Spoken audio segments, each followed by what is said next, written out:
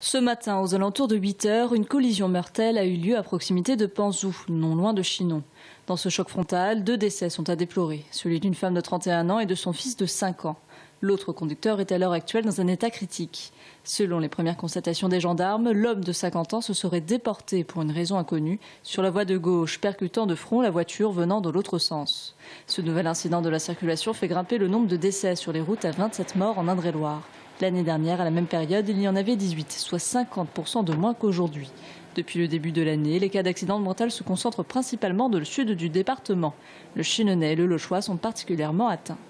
On n'a pas une route bien précise où effectivement on a une recrudescence d'accidents. Là, c'est disséminé un peu sur l'intégralité du département, mais principalement sur le sud. Il est évident que là, c'est plus sur le comportement des usagers de la route que sur les infrastructures routières. Le premier facteur de risque, une vitesse trop élevée. Lors de ce contrôle, plus de 9 excès de vitesse ont été verbalisés, dont un à 153 km/h sur une départementale limitée à 90.